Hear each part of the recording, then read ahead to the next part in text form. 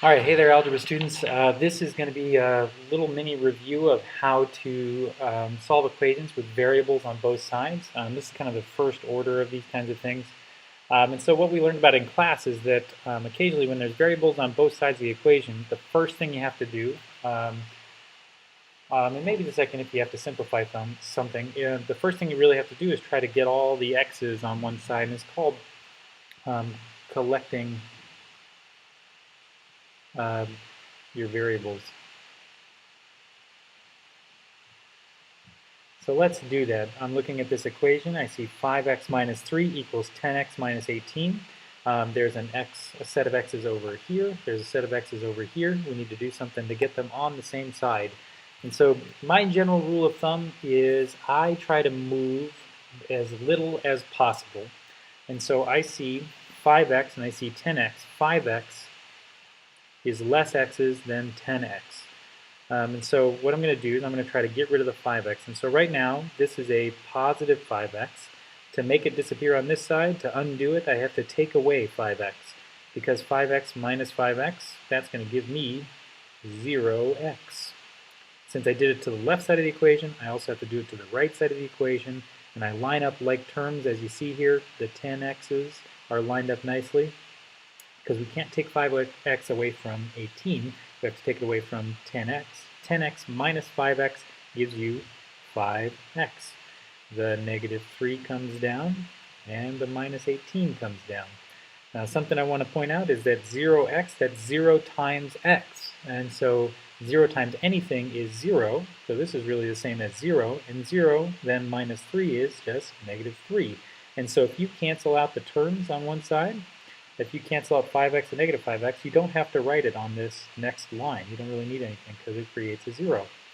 So now I've got my next equation to take a look at. And now it looks like something that we've done before. 5x minus 18 is something that I can deal with. Negative 3 is something I can deal with. So now I need to try to undo what's on the right side of the equation because my x's are over here now. And so I'm going to undo backwards. I'm going to take away or get rid of the minus 18. The opposite of subtraction is addition. And so if I do it to the right side of the equation, I must do it on the left as well. So I get 5x is equal to, because negative 18 and plus 18, they cancel out to make a 0. 5x is equal to negative 3 plus 18, that's positive 15.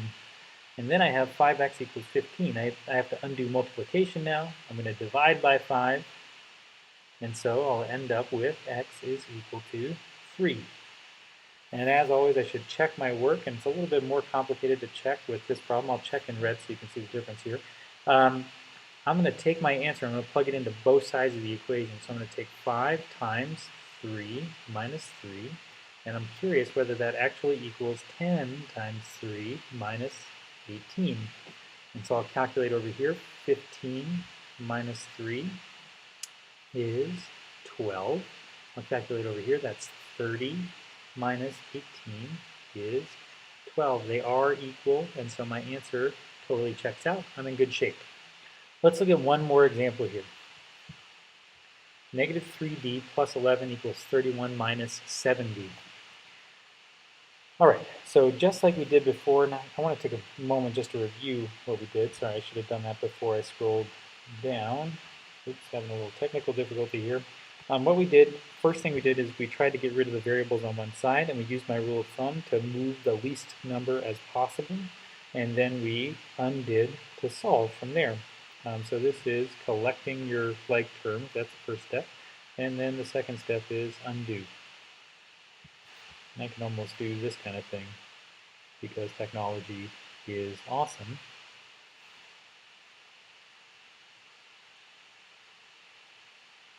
So our first step was collecting your variables. Second step was to undo.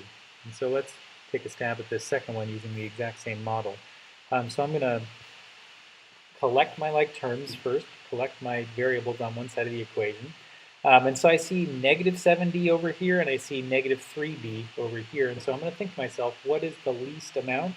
Negative 7 is actually less than negative 3 because it's in the negatives. And so I'm going to try to, as a first step, move or get rid of the minus 7b.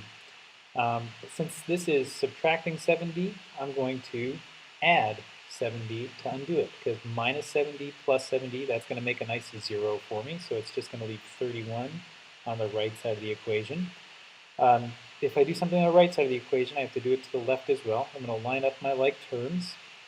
Negative 3d plus 7d is going to give me 4d plus 11 equals 31.